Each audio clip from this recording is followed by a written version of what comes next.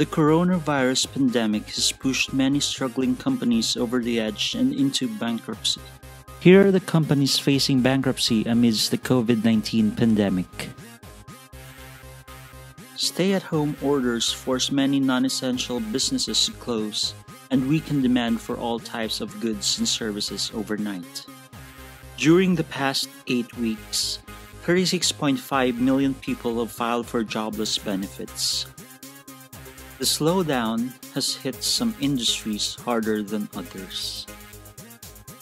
Gold's Gym, the fitness center chain which started in Venice Beach, California, and has gained a cult following in the bodybuilding community, filed for bankruptcy on May 4. Gold's Gym plans to permanently close around 30 company-owned gyms, but its franchise locations will reopen as coronavirus restrictions are lifted. The Dallas-based company expects to emerge from bankruptcy by August 1st. It was bought in 2004 by TRT Holdings for $158 million. Gold's Gym operates nearly 700 gyms around the world. It will continue to reopen the rest of its gyms throughout the process, depending on federal, state, and local guidelines.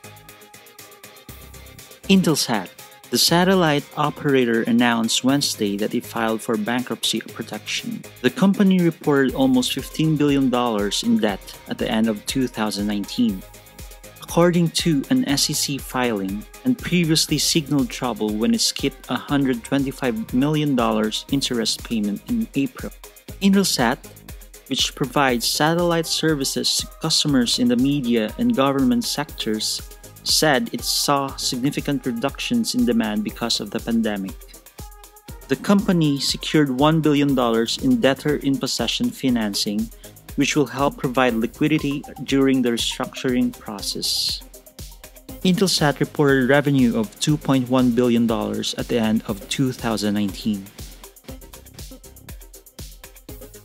J.Crew, the New York apparel company, filed for bankruptcy on May 4 after struggling with slumping sales and huge debt. Its debt was largely the legacy of a leveraged buyout by private equity firms TPG Capital and Leonard Greens and Partners, which bought it for $3 billion in 2011.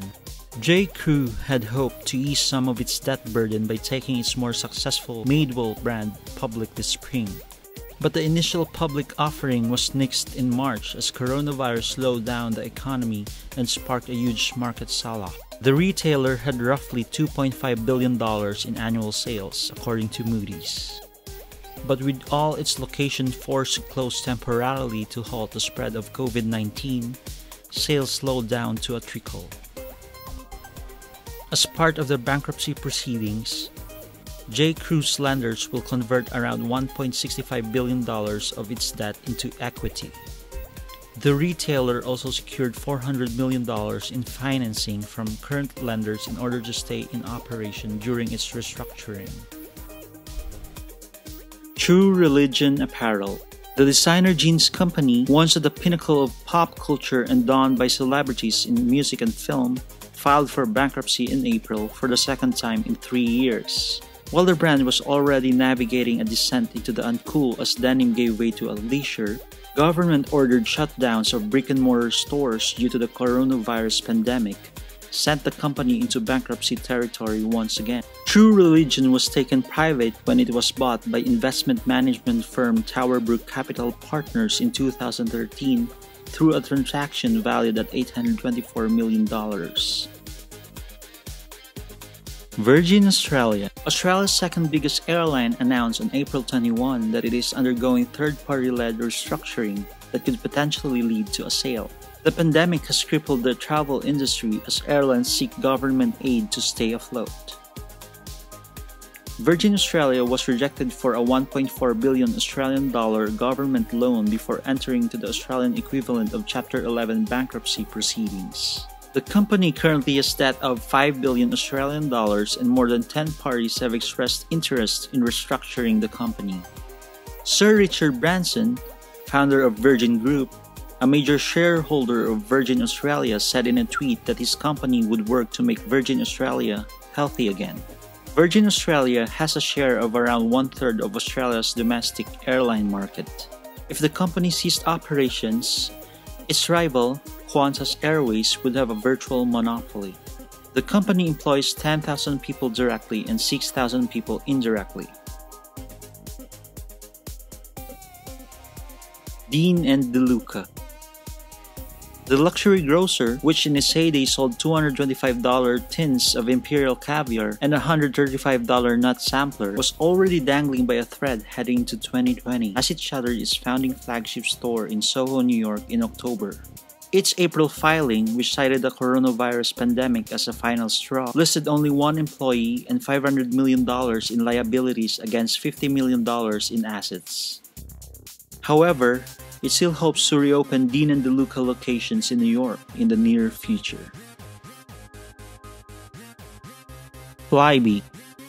Flybe, the British airline that provided more than half of UK domestic flights outside of London, entered administration, the UK equivalent of bankruptcy proceedings, on March 5th. Many of Flybe's flights had been cancelled as Europe, which was quickly becoming the epicenter of the coronavirus pandemic, locked down countries one after another, and the company's $128 million aid request was denied by the UK government. The airline, which has struggled since its 2010 IPO, remains in limbo as all its flights are grounded indefinitely.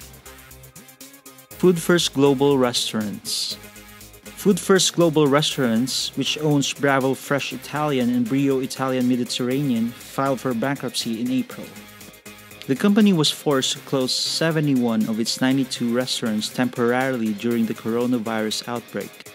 The COVID-19 outbreak truly could not have come at a worse time for the business. The mandated dining room closure orders wiped out 60% of the restaurants within days, and since then have experienced nothing short of devastating sales declines. Neiman Marcus. Luxury department store chain Neiman Marcus filed for Chapter 11 bankruptcy protection on May 7, citing inexorable pressure from the coronavirus pandemic as the reason for this. Prior to COVID-19, Neiman Marcus Group was making solid progress on the journey to long-term profitable and sustainable growth. Like most businesses today, they are facing unprecedented disruption caused by the COVID-19 pandemic. Hertz. The rental car behemoth filed for Chapter 11 bankruptcy last week, saying the pandemic has brought business to a screeching halt as would-be travelers stay home. The company plans to burn through $1 billion in cash on hand to maintain operations while reorganizing. It has already laid off or furloughed 20,000 workers. Aldo. This footwear retailer announced in early May that it had filed for Chapter 15 bankruptcy protection in the United States, and is seeking similar relief in Canada, where it is based, and Switzerland. While it says it had faced challenges before the pandemic, COVID-19 has put too much pressure on the business and their cash flows. The number of bankruptcy filings has risen sharply, with little revenue coming in. As financial challenges continue to escalate amid this crisis, bankruptcy is sure to offer a financial safe harbor from the economic storm. Companies that headed into bankruptcy without a financial cushion are already feeling the toll of the abrupt downturn. That's evident among retailers, which had been suffering from online competition and high debt prior to the pandemic. Even industries on solid footing prior to the outbreak may be forever changed. Please like our video and subscribe to our YouTube channel.